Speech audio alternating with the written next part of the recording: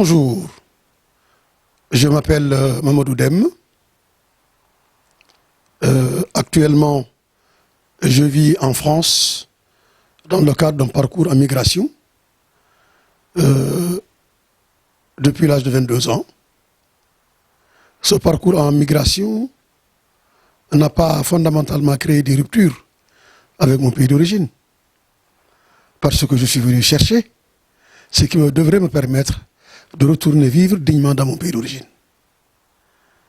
Les aléas de la vie ont fait que je suis resté en France pour poursuivre un parcours de formation universitaire. Et aussi, j'ai eu la chance d'intégrer un réseau solidaire de ce qu'on appelle en France l'école de la vie des diasporas africaines en France. Militant de cette école de la vie, participant aux programmes, aux animations et aux projets que portent les diasporas sénégalaises, à la fois dans la défense de leurs droits, ici en France et en Europe, mais aussi de développer ce qu'on appelle aujourd'hui les solidarités financières avec les pays d'origine, pour que celles-ci puissent participer à résoudre les grands problèmes de pauvreté, de précarité et de marginalité dont un certain nombre de régions ou de terroirs de notre pays sont victimes, parce que liés à des aléas climatiques, mais aussi liés à des insuffisances de politique publique territoriale qui n'ont pas pu prendre en grande considération les préoccupations des citoyens pour des raisons diverses. Ce parcours en migration m'a étroitement mis en relation avec le destin de notre pays. J'ai participé à plusieurs niveaux à des initiatives. J'ai conçu, j'ai organisé, j'ai co-construit, j'ai co-animé, j'ai co-organisé et j'ai co-porté toute une série de projets en partenariat avec les réseaux des diasporas africaines, mais aussi avec des villages du Sénégal, des terroirs, des collectivités territoriales. L'objectif étant que dans le cadre d'une démarche participative et citoyenne, nous, ressortissants du Sénégal, appartenant à une nation, même si nous vivons à l'extérieur, nous considérons que nous appartenons à cette nation, que nous sommes une force vive de cette nation, donc nous nous sommes engagés pour cette nation. Ce qui fait qu'il n'y a jamais eu de rupture entre le Sénégal, qui est mon pays, et mon séjour en migration. Les péripéties de la vie ont fait que je me suis politiquement engagé dans la lutte citoyenne, dans la défense du droit, dans la promotion et la permanence de l'état de droit, pour que chacun, dans sa situation, dans sa perspective de vie, soit en capacité de trouver à travers mes initiatives, à travers le projet de société que je propose au Sénégal, que je propose à notre nation, à travers ce projet politique partisan, dans la mesure où tous les Sénégalais ne le partageront pas, mais que le fait de le frotter avec les idées des autres Sénégalais qui ont des parcours similaires aux miens, nous soyons en capacité de créer une dynamique sénégalaise d'échange politique, de retrouvailles, de confrontation d'idées, l'objectif étant que ces meilleures idées soient promues pour le compte de notre peuple et de notre nation. C'est pour cela que j'ai créé un parti politique avec des camarades au sein des diasporas sénégalaises. Le parti Kissal Sénégal est une émanation des diasporas sénégalaises vivant en France, en Belgique, en Italie et en Espagne et aux États-Unis. Ce sont ces diasporas originaires de toutes les régions du Sénégal, appartenant à toutes les communautés sénégalaises, qui ensemble, dépassant les clivages ethniques et linguistiques, se sont engagés à construire quelque chose de durable pour notre nation. Nous avons créé un parti politique en vue de permettre aux diasporas sénégalaises d'être partie prenante de tout ce qui se décide au pays et de participer à l'animation des institutions de la République. Les diasporas sénégalaises qui participent à la stabilité du pays, de par leurs apports.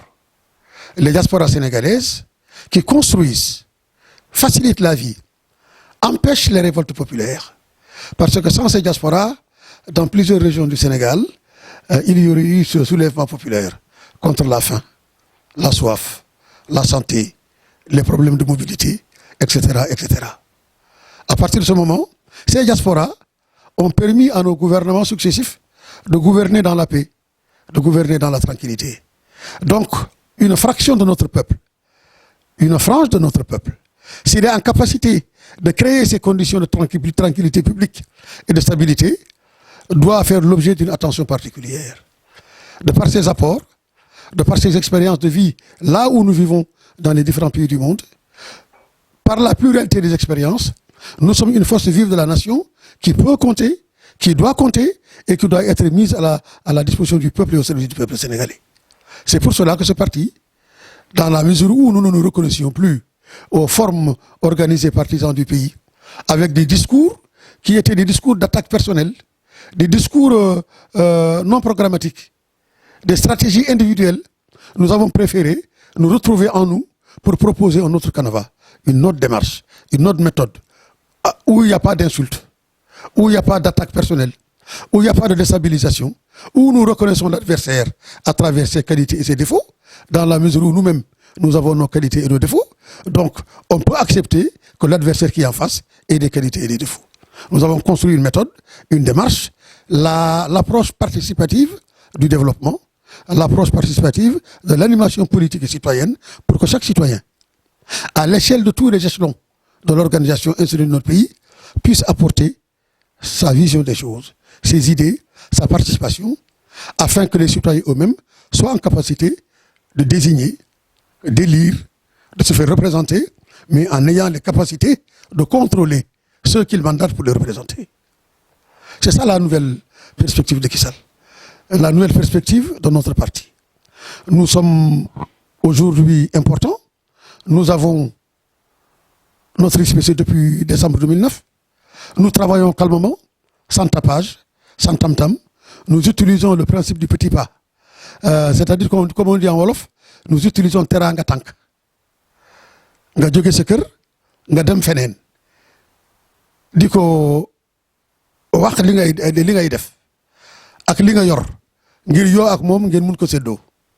Et généralement, ce principe du petit pas, du principe de la teranga du pas, nous a permis d'avoir le temps d'explication, de faire comprendre, d'amener beaucoup de personnes à adhérer à ce qu'on fait. Et ce qui fait que on s'est mis à l'écart des grands meetings, où il y aura du monde qui vient, on dépense de l'argent, il y a des tam-tams, sans pour autant avoir la certitude que ceux qui sont venus sont avec soi. Ils viennent chercher, alors que là, la démarche que nous avons utilisée et qui nous a bien réussi, c'est la proximité, l'utilisation de nos langues nationales dans l'approche de notre peuple. Chaque communauté a été approchée dans sa langue, dans sa culture, dans ce qu'elle croit. Et on a démontré que nos communautés sénégalaises, en fait, quelle que soit la pluralité de leur structuration, elles ne sont en fait qu'un. Elles ne sont en fait qu'un de par la mixité qu'il y a entre les communautés de notre peuple.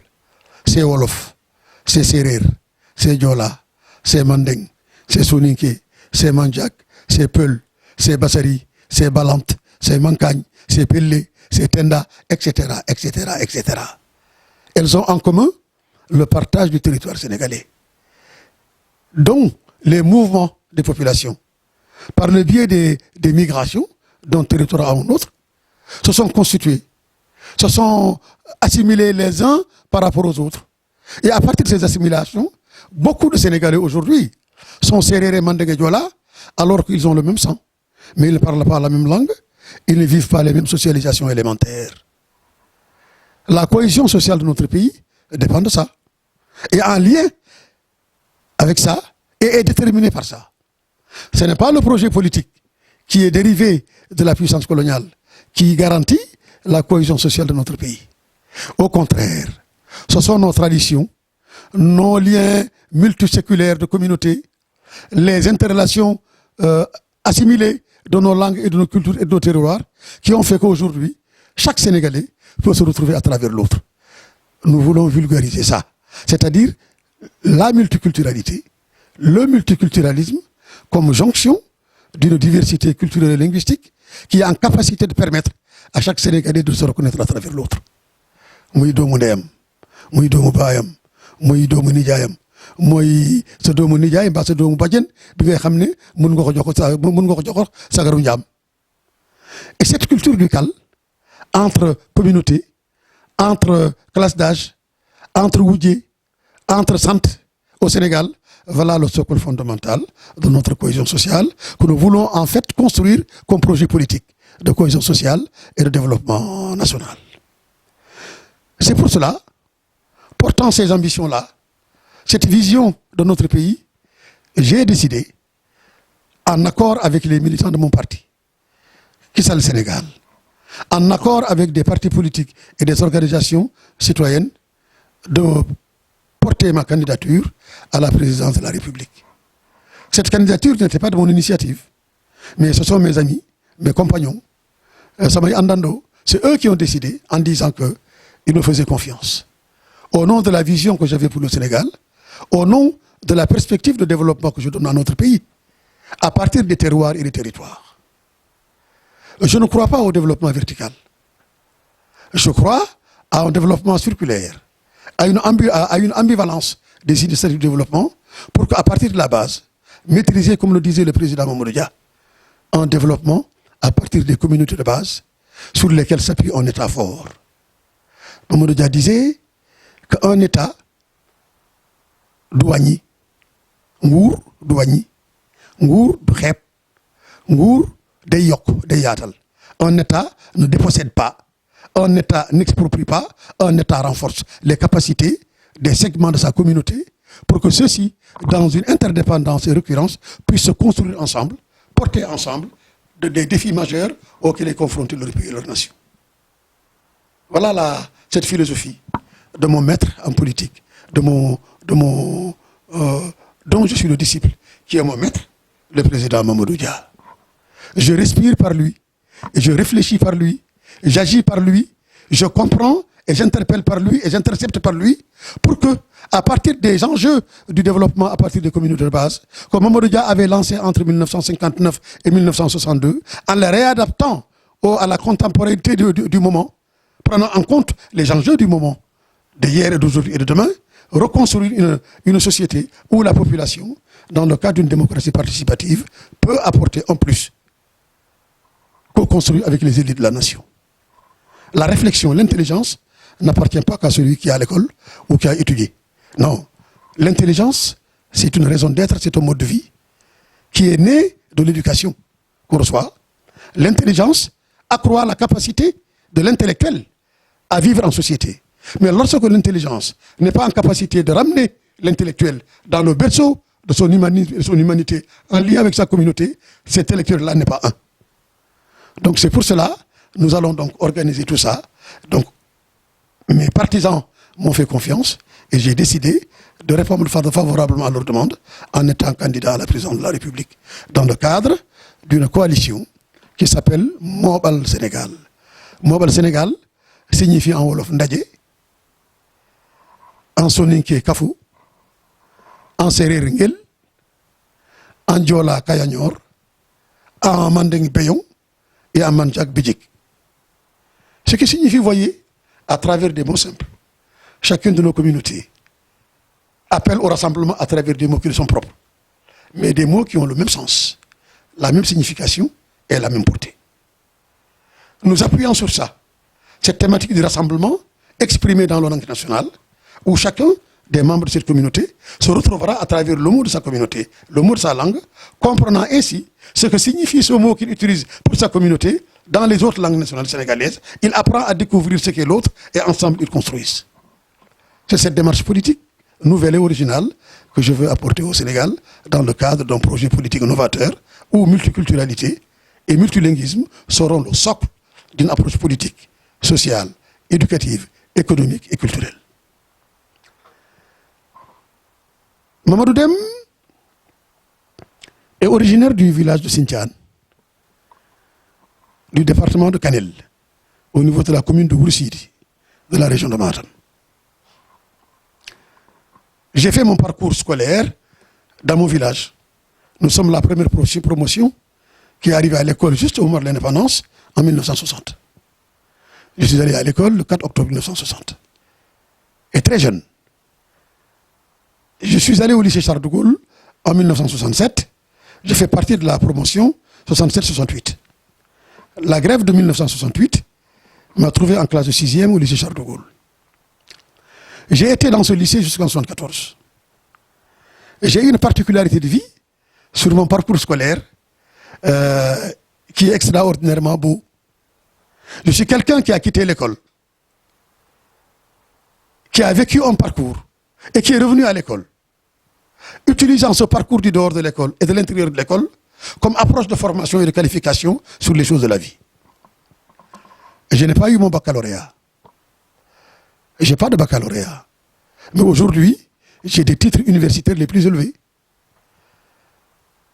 Et celui dont je suis le plus fier, c'est le diplôme de l'école de la vie, où on apprend des choses, où on vit des choses, où on maîtrise des choses qu'on n'apprend pas à l'université, ni au lycée, ni à l'école primaire, ni à l'école élémentaire. L'école de la vie façonne. Elle donne une vision.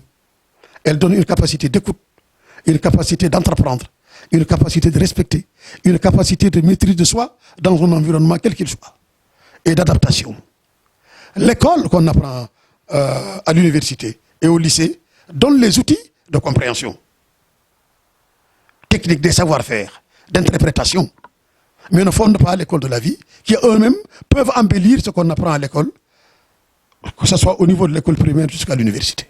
C'est cette jonction-là qui ont fait que Mamadou Dème, qui a quitté le lycée sans le baccalauréat, a vécu dans une démarche d'éducation populaire et de la jeunesse. Pendant 2 ans au Fouta, est venu en France. Cette somme des connaissances et des vécus du milieu artistique dans lequel j'étais, parce que j'étais un artiste, j'ai été un musicien.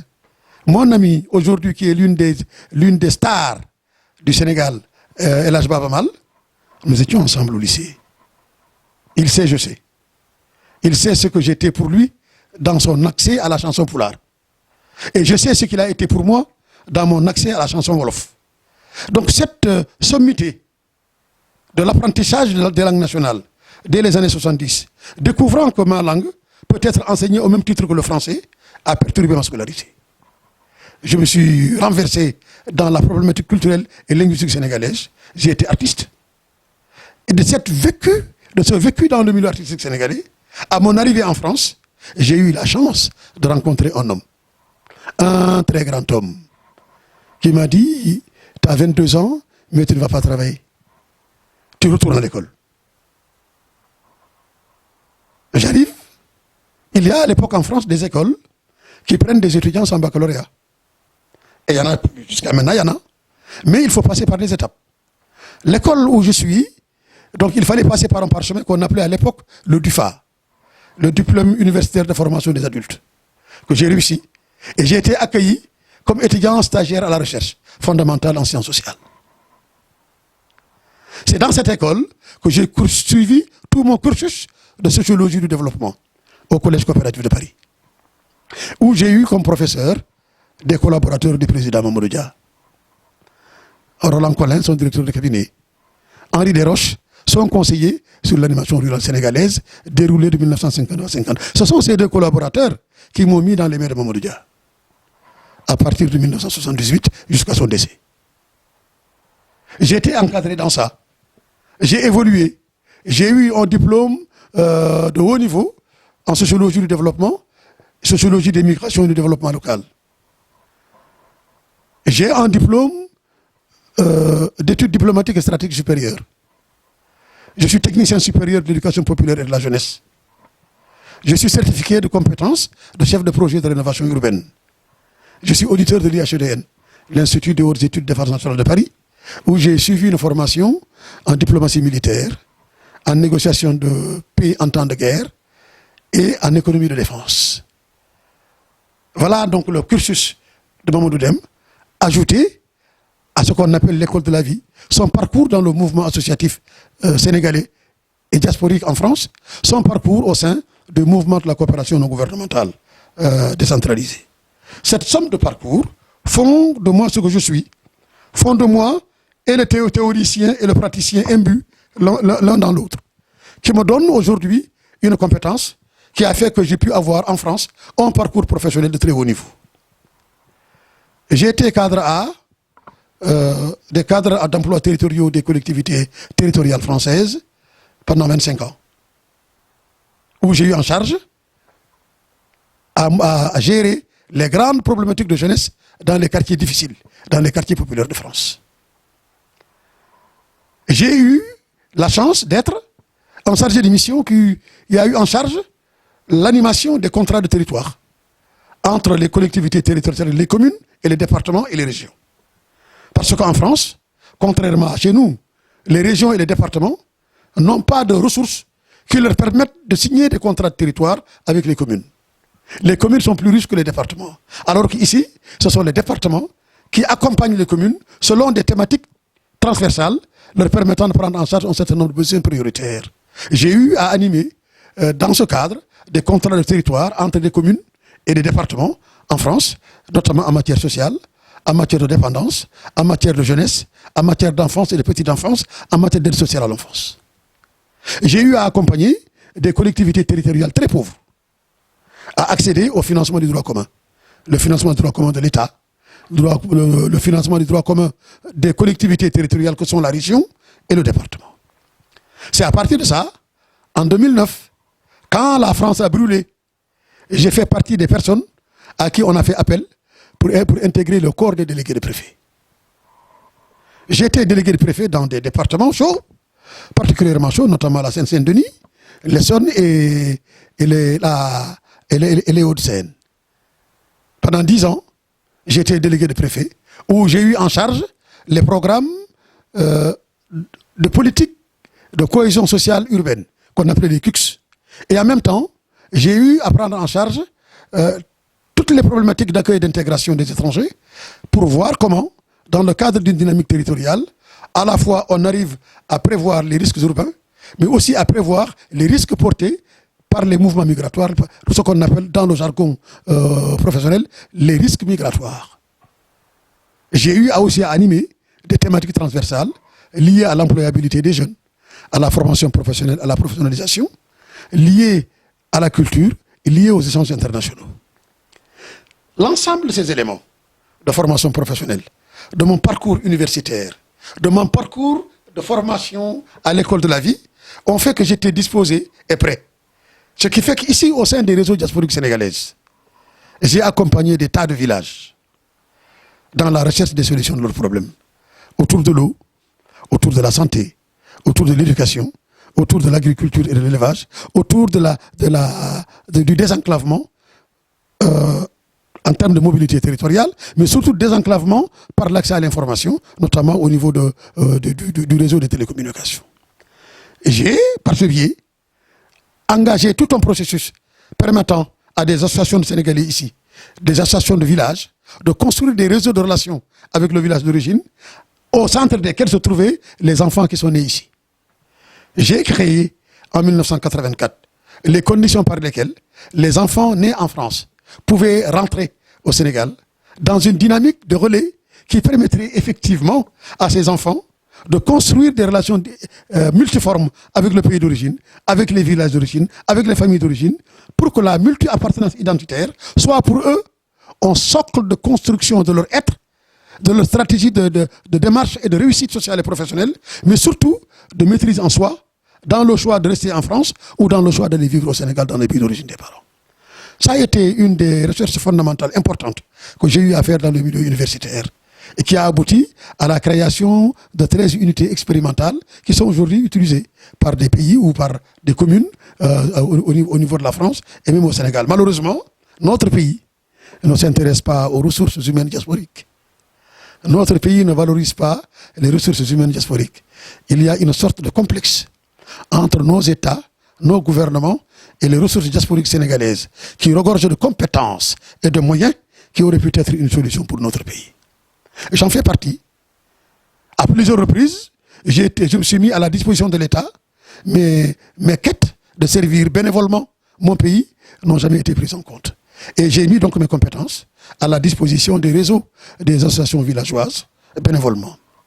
Quand j'étais en milieu préfectoral, où j'étais en capacité de voir comment se dessinaient les politiques migratoires au niveau de la France.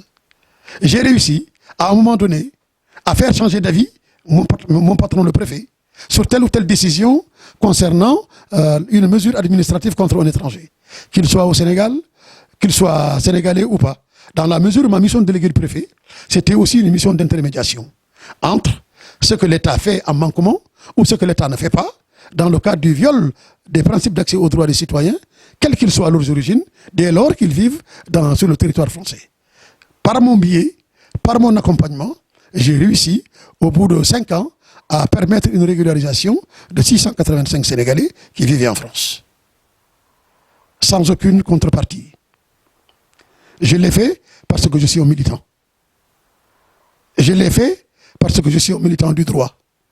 Je l'ai fait parce que j'estime chaque individu, chaque être humain, quelle que soit son origine, quelle que soit sa place, a droit à vivre dans les bonnes conditions, mais dans le strict du respect de la loi et de l'ordre et de la sécurité. Aujourd'hui, mon pays est à la croisée des chemins. Il se cherche. Les différents chefs d'État ont engagé des processus de transformation. Chacun à travers sa vérité historique. Chacun à travers sa vision qu'il avait du pays.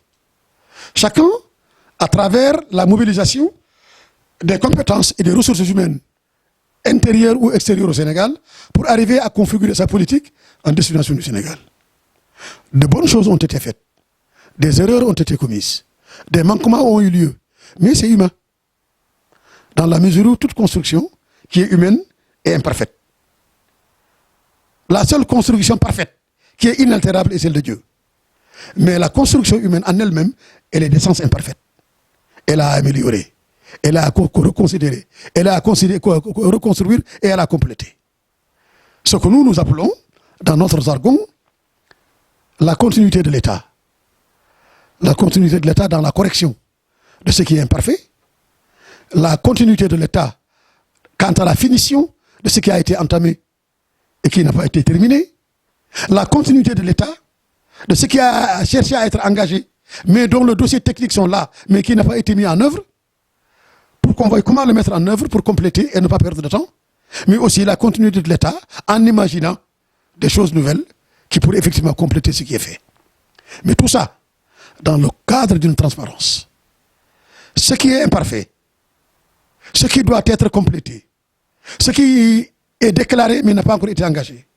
Nous chercherons à comprendre les raisons pour lesquelles il y a eu ces manquements, il y a eu cet empêchement d'aboutir. À partir de la compréhension des réseaux et des choses, nous engagerons maintenant, nous, tout le processus pour compléter et essayer de faire mieux que ceux qui étaient là avant nous.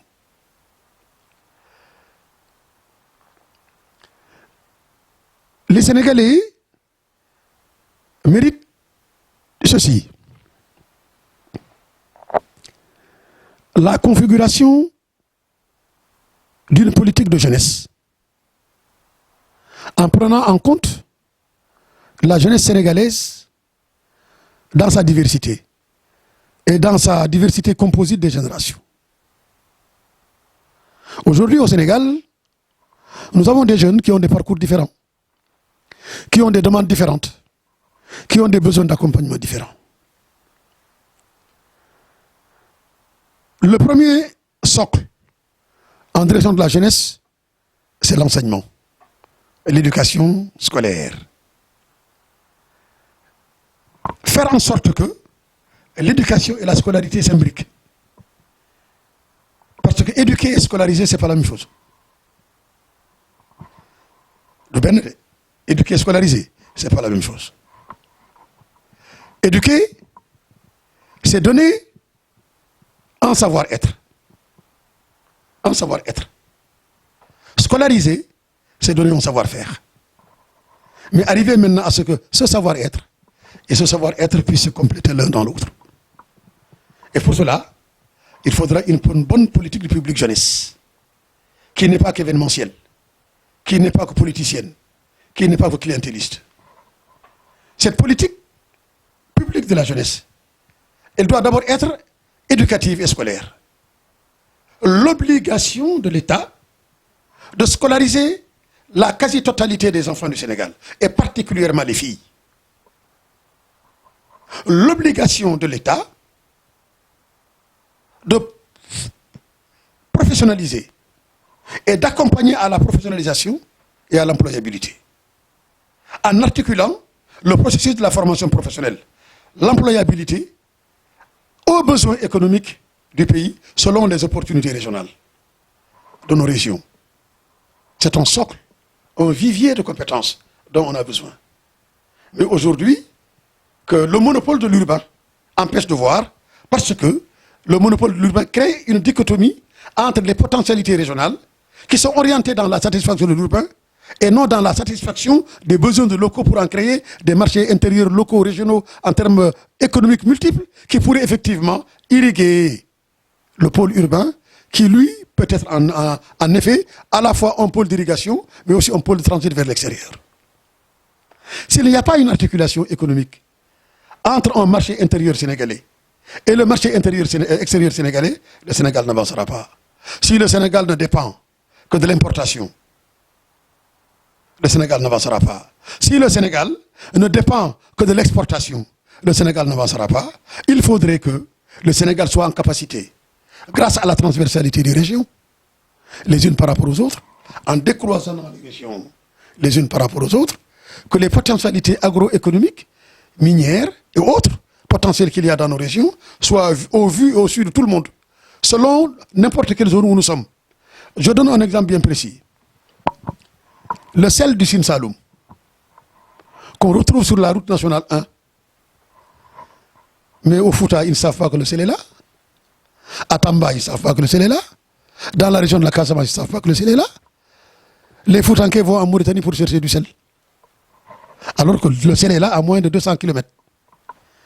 Mais comme que les régions se tournent le dos, il n'y a pas possibilité de créer ces ouvertures interrégionales, de telle sorte qu'à engager des processus de marché locaux et thématiques entre nos régions, irriguant une polarité multifonctionnelle du développement qui en elle-même va compléter ce que peut porter l'espace urbain avec sa dynamique industrielle, sa dynamique administrative, sa dynamique intellectuelle et sa dynamique d'ouverture vers l'extérieur. Mais la jeunesse sénégalaise, formée, professionnalisée, adaptée à l'employabilité, prête à l'employabilité, peut intégrer ces circuits d'irrigation économique et trouver des solutions au chômage, trouver des solutions contre la précarité, contre la pauvreté et contre la marginalité. L'autre volet, c'est l'accès de la jeunesse à la santé. Les processus de vie d'un jeune sont très complexes. De l'enfance à la préadolescence, à l'adolescence et à la jeunesse, il y a des étapes par lesquelles les différents parcours psychologiques qui animent et les représentations de la jeunesse dans ces différents parcours psychologiques nécessitent des accompagnements en santé et en soins. Les risques psychiatriques, les risques psychologiques doivent être pris en compte dans l'évolution normale d'un jeune depuis la tendre enfance jusqu'à la jeunesse, en passant par la préadolescence et l'adolescence.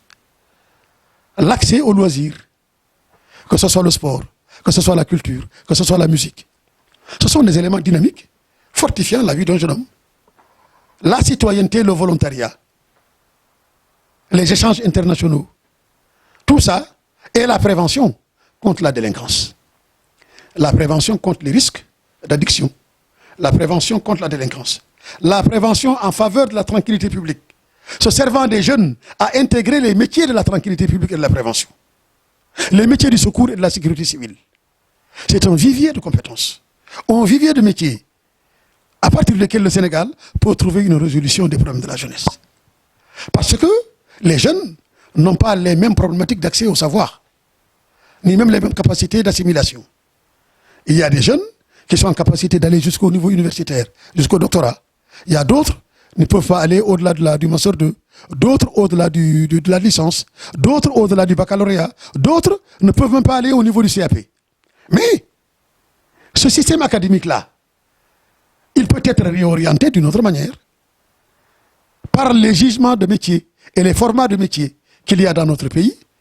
Les universités pourraient avoir comme socle d'appui ces réseaux d'écoles de formation professionnelle moyenne, où on peut accueillir des jeunes du CAP au BOP, au BT, au brevet technique jusqu'au bac pro, des écoles de formation intermédiaire prenant en compte les jeunes du baccalauréat au BTS, les écoles de formation professionnelle supérieure du BTS jusqu'aux formations d'école d'ingénieurs, en créant des passerelles entre les différents pôles.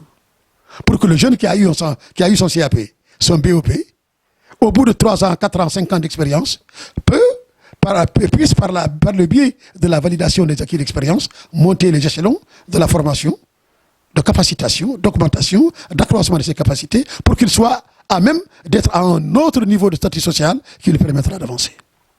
Et pour cela, l'État doit mobiliser des moyens. C'est-à-dire que les jeunes étudiants sénégalais, les jeunes apprentis sénégalais feront l'objet d'une attention particulière. Compte tenu des ressources familiales, nous allons doter ces étudiants et ces apprentis de moyens. Les gens me diront, mais le Sénégal est pauvre, où est-ce que tu vas trouver ça? Mais le Sénégal n'est plus pauvre. Il y a le gaz, il y a le pétrole, il y a l'or, il y a le manganèse, donc il y a le fer, il y a le zircon, il y a le phosphate, il y a des tas et des tas de matières premières découvertes au Sénégal qui ont une plus-value extraordinaire. Mais il y a aussi l'économie maritime, il y a l'économie aéroportuaire, il y a l'économie géostratégique sur laquelle le Sénégal se positionne en tant qu'espace géographique stratégique où le Sénégal est au carrefour du monde. Mais ce sont des ressources financières extraordinaires qu'il faut qualifier. Donc, nous allons créer ce qu'on appelle un fonds de souveraineté nationale sur l'éducation, la formation professionnelle, la professionnalisation et l'employabilité. Ce fonds sera alimenté par les recettes, par 5% des recettes que l'État tirera de la quasi-totalité des ressources minières, dont les ressources naturelles du Sénégal, dont le Sénégal aujourd'hui a, qui est sa propriété, et ces 5% qui représentent une somme colossale assurera et les bourses des étudiants sénégalais, et les bourses des apprentis, et les bourses des lycéens, mais surtout au niveau universitaire, associer une bourse d'étudiants à une allocation de recherche universitaire. Les étudiants sénégalais qui sont à l'extérieur du pays, les étudiants sénégalais qui sont à l'extérieur du pays feront l'objet de mesures très particulières. Ce sont des mesures, des ressources humaines qu'il ne faudra jamais perdre. Beaucoup d'étudiants sénégalais sont là, ils ne rentrent pas. Ils font des travaux de recherche universitaire de très haut niveau. Ce sont les laboratoires français et européens qui s'en servent. Nos pays ne s'en servent pas. Donc, on va mettre en place ce qu'on appelle des contrats d'objectifs avec ces étudiants. Non seulement ces étudiants se verront pris en charge dans le cadre de la santé et de l'hébergement, mais ces étudiants se verront attribuer des bourses et des allocations de recherche avec maintenant une contrepartie. Cette contrepartie, c'est de s'engager à servir son pays. Cette contrepartie, c'est de s'engager à ramener dans son pays, à renvoyer dans son pays la quasi-totalité des travaux de recherche et universitaires que les étudiants sénégalais, que ce soit en cycle de licence, en LMD, licence, master, doctorat, pour que ces travaux de recherche puissent être rapatriés au pays et regroupés au sein d'une grande bibliothèque nationale des savoirs et des savoir-faire, articulée aux universités sénégalaises et articulée aux écoles de formation professionnelle. Avant la fin des parcours universitaires, pour les étudiants qui sont à l'étranger, 2 ans avant, ces étudiants, en lien avec les services consulaires, les services de l'ambassade et le bureau des étudiants, se verront, avec le réseau des étudiants qui se constituent à l'étranger, proposer des discussions pour créer les cadres d'accueil et d'accompagnement à la réinsertion dans le pays d'origine. Vers quelle filière, vers quel objectif professionnel, vers quel acte et aptitude à pouvoir servir son pays. Nous avons ça comme pôle d'attractivité pour la jeunesse, parce qu'il faudrait que nous vendions la destination Sénégal et nous vendions aussi l'attractivité du Sénégal, d'abord par rapport à ses enfants. Il y a un autre pôle de jeunesse qui jusqu'ici n'a jamais été pris en compte par l'État du Sénégal. C'est les enfants du Sénégal nés à l'étranger. ceux de parents sénégalais, de nationalité sénégalaise, mais ceux dont l'un des parents est au moins sénégalais. Ces enfants-là et ces jeunes-là ne sont jamais pris en compte dans les politiques publiques sénégalaises. Ils n'existent pas. Sauf maintenant, comme ils ont grandi, ils ont la fierté de leur pays, ces jeunes-là sont devenus des électeurs. Et tout d'un coup, ils intéressent les politiques, qui jusqu'ici ne s'intéressaient pas à eux. Mais les politiques s'intéressent à eux pour leur carte électorale. Mais pas pour l'accompagnement dont ils doivent faire l'objet, pour qu'ils se sentent sénégalais et qu'ils prennent fait et cause pour le Sénégal dans les années à venir. Qu'ils soient pour nous nos lobbies, qu'ils soient pour nous nos ambassadeurs, qu'ils soient pour nous nos vendeurs de l'attractivité sénégalaise. Et pour cela, nous ferons en sorte une politique publique des migrations internationales à l'intérieur de laquelle les jeunes nés à l'étranger auront leur mot à dire, leur place dans tous les processus et les dynamiques portant effectivement au rapport séculaire et interdépendant entre ces jeunes et leur pays d'origine. Nous allons organiser chaque année des colonies de vacances. Chaque année, pour les jeunes nés en France et dans les autres pays du monde. Nous allons créer les passerelles pour que les jeunes soient motivés pour venir vivre au Sénégal ou pour investir là-bas. Nous allons créer ce qu'on appelle les conditions de souscription à l'investissement. Et je terminerai par là. Le Maroc est à sa 5e génération des Marocains nés à l'étranger qui participent au développement du Maroc par le biais de l'investissement, à la souscription à l'investissement, ce qu'on appelle les bons des Marocains de l'extérieur. Nous allons instituer des bons des Sénégalais de l'extérieur qui permettront aux enfants des Sénégalais nés à l'étranger de souscrire des bons d'investissement en faveur de leur pays et pour eux-mêmes.